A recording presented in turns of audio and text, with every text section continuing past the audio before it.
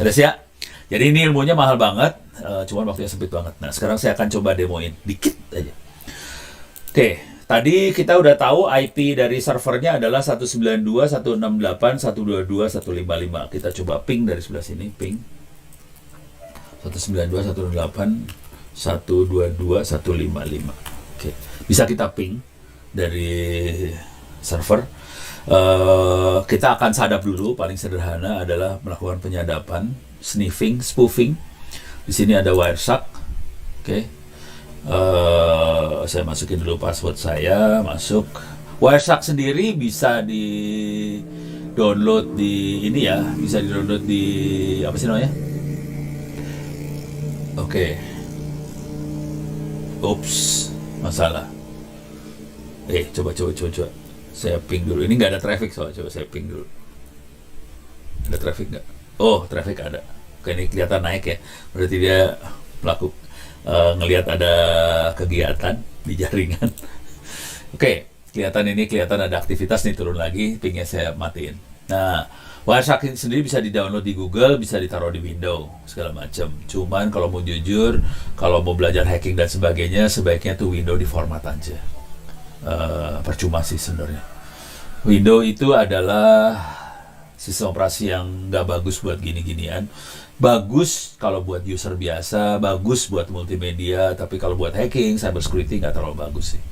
Sebaiknya nggak usah dipakai. Jadi pakainya lebih baik Linux aja kalau udah main kayak gini. Oke, sekarang saya akan capture. Buat pemula yang masih belajar hacking, ada dua menu yang dipakai, capture sama analyze. Saya akan capture option, saya akan capture di Ethernetnya, start. Oke, dia bisa melihat aktivitas jaringan yang terjadi. Sekarang saya akan coba ping 192.168.122.155. Oke, ini kelihatan ada request reply. Ping request reply bentuknya kayak gini. Sarannya biasakan ngelihat makhluk ini, Wireshark ini ya, karena Anda bisa belajar banyak dari sini. Nah, sekarang saya akan coba melakukan komunikasi ke server.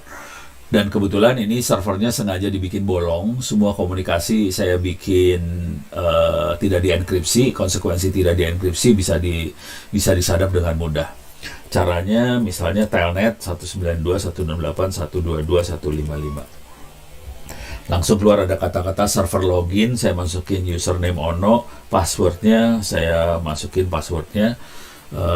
Nggak kelihatan, saya enter aja. Oke, dia masuk ke dalam servernya. Oke, ini kelihatan ada telnet. Ini ada telnetnya kedetek, ini ada telnet. Nah, sekarang saya akan coba. Ini udah masuk ke server. Sudo su. Saya jadi super user, masukin passwordnya lagi. cd var spool mail, saya masukin ke folder email. Kelihatan ada file namanya Ono. Saya lihat isinya more Ono. Saya bisa lihat isinya nggak ada apa-apanya sih sebenarnya. Ini kosong aja.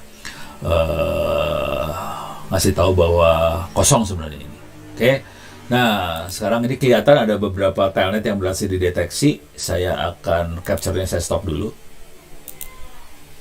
Oke. Saya analisa follow this. Saya klik salah satu aja ya, telnet ini saya klik. Kelihatan isinya nggak ada apa-apanya nih sebenarnya. Kosong. Ini ada datanya, telnet datanya ada. Coba lihat, ini ada from mailer. Ini kelihatan ada kata-kata yang bisa dibaca ya. From mailer daemon apa bisa dibaca. Cuman satu kata kayak ginian. Cuman intinya satu paket bisa kita tangkap, kemudian kita analyze, follow TCP stream. Nah, ini kelihatan semuanya. Passwordnya kelihatan, username-nya kelihatan. Kemudian di sini ada password lagi. Saya masukin password sebagai super user, kelihatan semuanya. Oke. Jadi ini contoh hacking yang sederhana banget. Oke. Hacking yang lain yang sering kita lakukan adalah ini cancel aja ya. Saya nggak akan nyadap lagi. Biar enteng komputernya. Tutup aja. Oke. Clear layar. Teknik yang lain yang sering dilakukan, ini masih di server, saya keluar dulu dari server. Oke, saya ada di Kali Linux sekarang.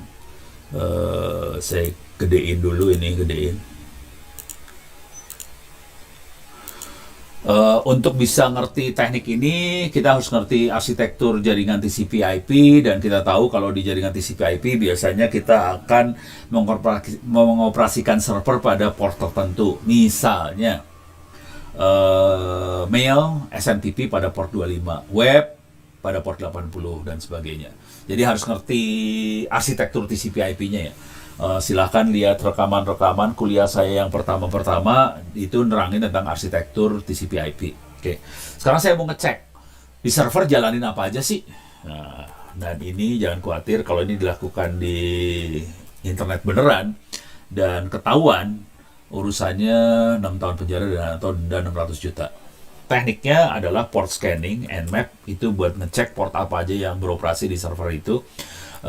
Dan seringkali orang nanya ke saya, Pak, di server ini kok ada port 80, gimana cara nutupnya? Ya nggak bisa ditutup lah. Kalau webnya dijalankan, ya port 80 mau nggak mau nyala. Kalau mau ditutup ya matiin aja webnya, mati tuh port 80, tapi webnya mati juga sekalian. Jadi satu port akan nyala kalau server kita nyalakan. Kalau kita mau matiin portnya, ya nggak bisa lah kalau kita pengen servernya nyala gitu. Jadi kadang-kadang orang pertanyaannya lucu-lucu gitu ya. Ini ada portnya nyala, terus matinya gimana? Lah, lu pengen ngasih web nggak? Pengen, ya nggak bisa mati lah. Oke. Nah sekarang perintah, untuk enaknya saya masuk sini dulu ya, biar enak. Ini masuk sini, sniffing, spoofing, masuk. Oh salah, bukan ini.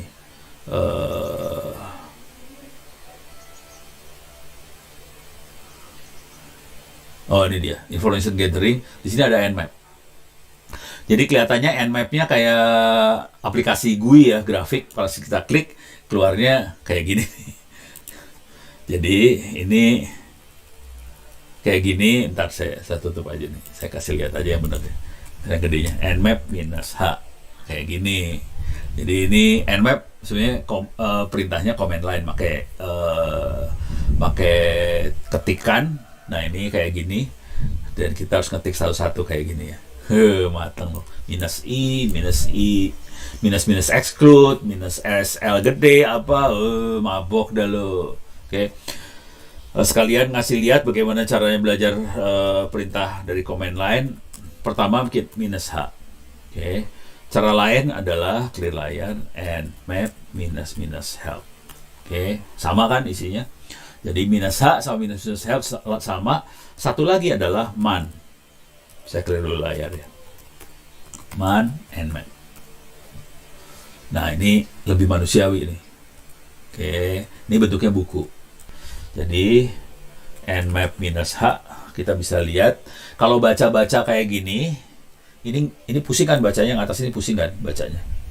Bacanya yang ini aja nih, example.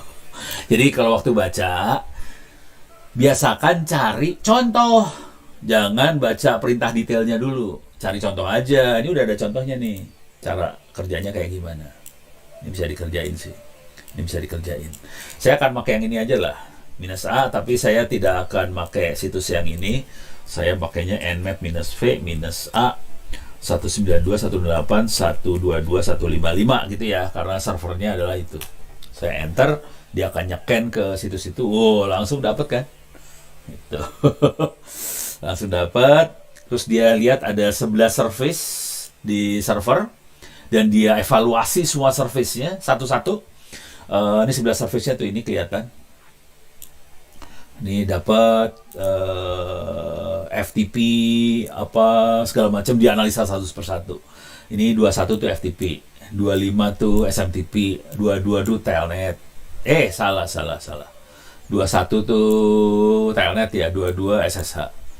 Oke, 110 POP3, 143 IMAP.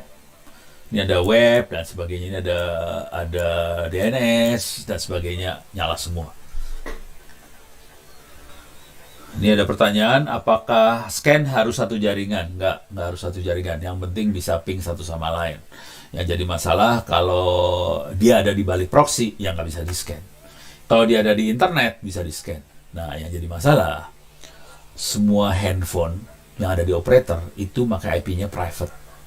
Jadi di balik proxy si operator. Jadi nggak bisa kita scan handphone. Kecuali handphonenya masuk ke WiFi Starbucks misalnya, dan kita ada di WiFi Starbucks itu kita bisa nge-scan si handphone tadi.